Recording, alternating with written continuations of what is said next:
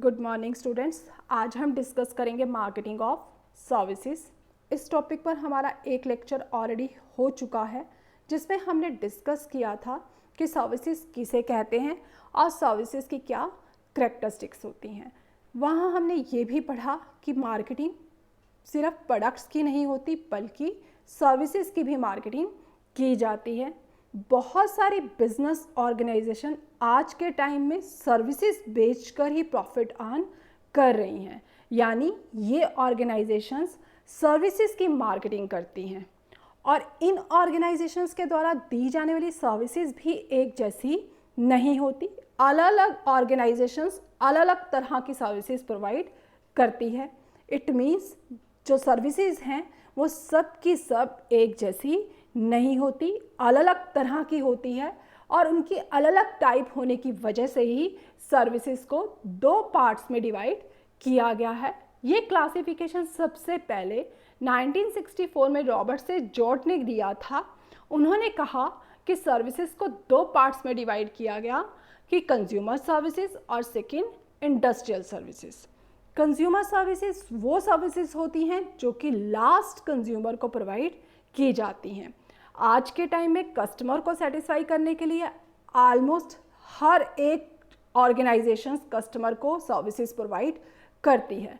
कुछ ऑर्गेनाइजेशंस ऐसी होती हैं जो प्रोडक्ट के साथ सर्विसेज प्रोवाइड करती हैं और कुछ ऑर्गेनाइजेशन बिना प्रोडक्ट के सिर्फ सर्विसेज ही प्रोवाइड करती हैं। क्योंकि कस्टमर का स्टैंडर्ड ऑफ लिविंग बढ़ रहा है, मार्केट में कंपटीशन बढ़ रहा है, चेंजेस आ रहे हैं, इसलिए इस तरह की दी जाने वाली सर्विसेज जो हैं डे बाय डे क्या है बढ़ती भी जा रही हैं।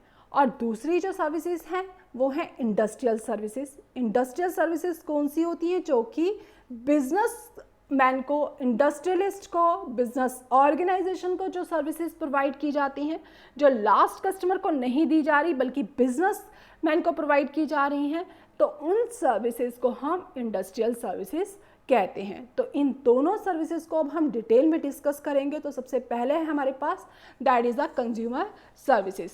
कौन कौन सी ऐसी सर्विसेज हैं जिनको हमने कंज्यूमर सर्विसेज में कैटेगराइज किया है? तो कंज्यूमर सर्विसेज वो सर्विसेज जो कि लास्ट कस्टमर को प्रोवाइड की जाती हैं। लास्ट कस्टमर कौन? जिसने सर्विसेज को यूज़ करना है, कस्टमर जिन्होंने उस सर्विसेज का खुद बेनिफिट उठाना है, खुद पर्सनल कंज्यूम करना है, वो क्या होते हैं? लास्ट कस्टमर होते हैं। तो उनको दी जाने वाली सर्विसेज क्या कहलाएंगी? Customer services. इसमें फर्स्ट है हमारे पास कैटरिंग एंड एंटरटेनमेंट सर्विसेज। हम बहुत बार रेस्टोरेंट्स में जाते हैं, होटल्स में जाते हैं, तो वहाँ पर जो सर्विसेज प्रोवाइड की जाती हैं वो सारी की सारी सर्विसेज क्या हैं? कैटरिंग सर्विसेज में आती हैं। वहाँ पर हमें प्रोडक्ट में मिलता है, ईटेबल प्रोडक्ट्स मिलते हैं, खाने पीने की वस्तुएं मिलती हैं, स्नैक्स मिलता है और साथ साथ वो हमें अपनी सर्विसेज भी प्रोवाइड करते हैं। हमारे टेबल तक वो खाना लेकर आते हैं, हमें सर्व करते हैं, हमारे यूटेंसिल्स, हमारे बर्तन वो उठाकर लेकर जाते हैं। तो उनके द्वारा दी जाने वाली सर्विसेज क्या कहलाती हैं? Catering services. इसी तरह से एंटरटेनमेंट सर्विसेज भी होती हैं। वो सर्विसेज जो हमें किसी ना किसी तरीके से क्या करती हैं? एंटरटेन करती हैं, हमें हमारा मनोरंजन करती हैं। तो उन सर्विसेज को हम क्या कहते हैं? Entertainment services. जैसे कि पार्क में हम जाते हैं, कोई भी म्यूजियम पार्क में, या हमें कहीं पर भी कार रेसिंग में जा रहे हैं, या वीडियोस, थिएटर्स, ये सारी की सारी सर्विसेज जो हैं हमारा एंटरटेनमेंट करती हैं। तो ये किस पार्ट्स में आती हैं? Entertainment services. सेकंड है that is the transport services. बहुत सारी ऑर्गेनाइजेशन अपने कस्टमर को क्या प्रोवाइड करती हैं? Transport services. ट्रांसपोर्ट मीन्स जब लोगों को एक जगह से दूसरी जगह पर जाना होता है। तो ट्रांसपोर्ट सर्विसेज क्या कर रही है? वो पर्सन्स को एक प्लेस से दूसरी प्लेस तक लेकर जाने का काम करती है। इसके लिए वो डिफरेंट मीन्स को यूज़ करते हैं, जैसे कि ट्रक है, बस है, ट्रेन है।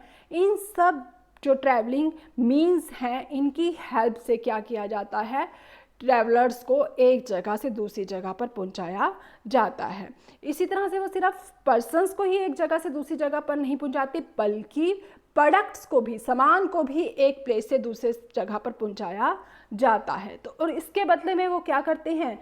किराया चार्ज करते हैं।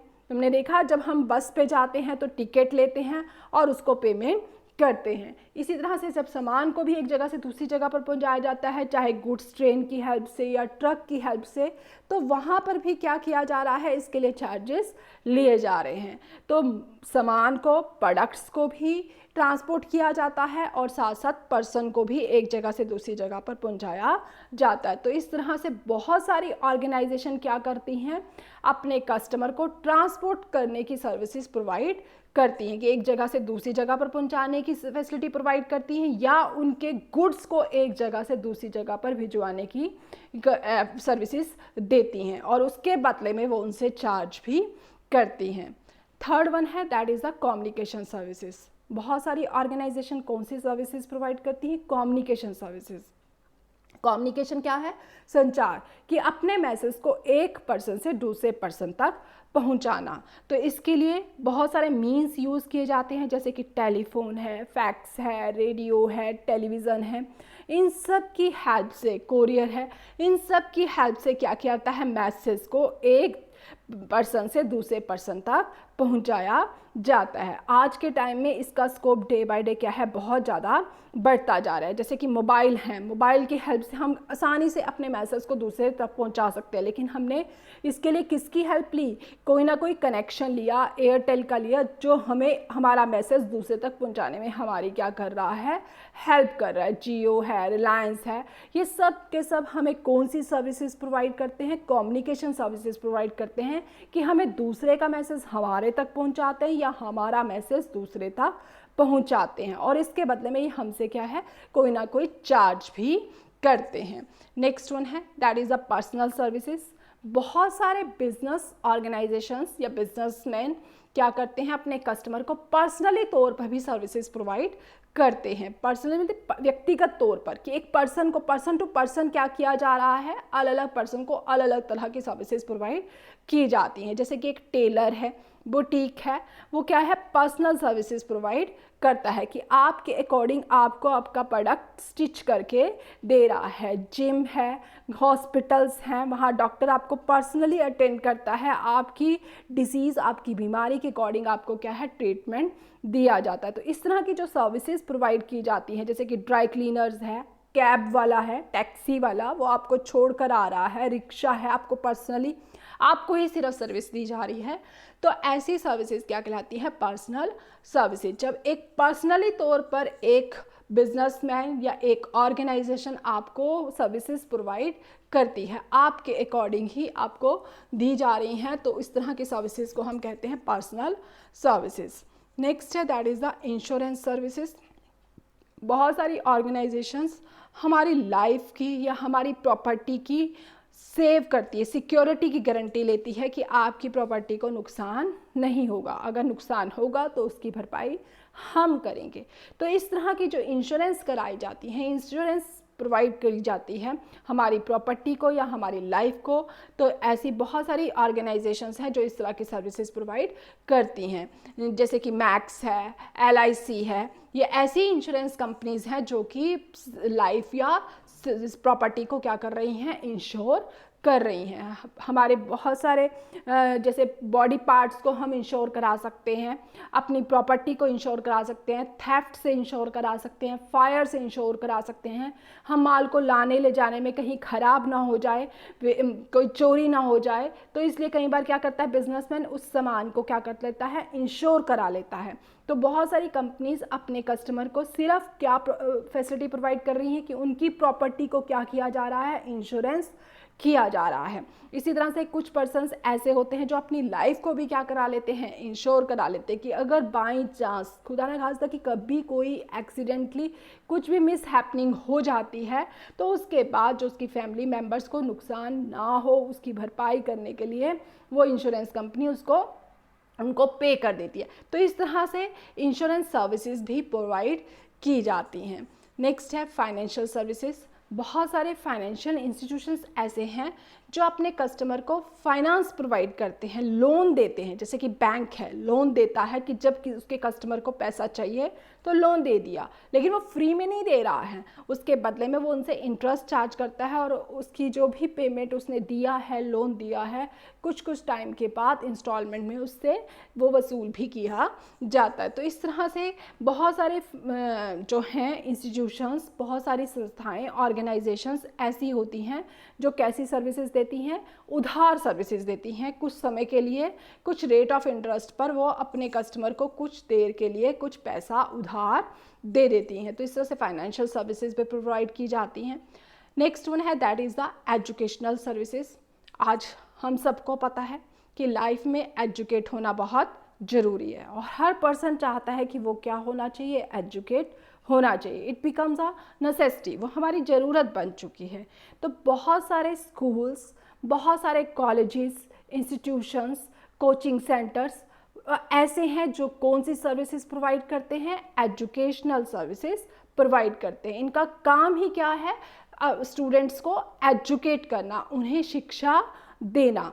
चाहे वो स्कूल है, चाहे वो कॉलेज है, चाहे वो कोचिंग सेंटर है, और इवन बहुत सारे लोग तो ऐसे भी हैं जो पर्सनली कोचिंग देते हैं। तो वहाँ पर सिर्फ क्या दी जा रही है, एजुकेशन दी जा रही है, उनको शिक्षा दी जा रही है, और इसके बदले में भी वो लोग स्टूडेंट से क्या है, कोई ना कोई फीस चार्ज करते हैं। तो इस तरह से बहुत सारे एजुकेशनल इंस्टीट्यूशंस हैं जो क्या है, अपने कस्टमर को एजुकेट करने की फैसिलिटी प्रोवाइड करते हैं। नेक्स्ट है that is a professional services. Professional services वो सर्विसेज होती हैं जो कि प्रोफेशनल्स के द्वारा दी जाती हैं। प्रोफेशनल्स कौन, जैसे कि डॉक्टर है, एडवोकेट है, ये लोग क्या हैं, प्रोफेशनल्स हैं जो अपने अपने फील्ड में एक्सपर्ट हैं, इन्होंने स्पेशल कोई नॉलेज अटेन कर रखी है। तो इनके द्वारा जो सर्विसेज प्रोवाइड की जाती हैं, that services called the professional services.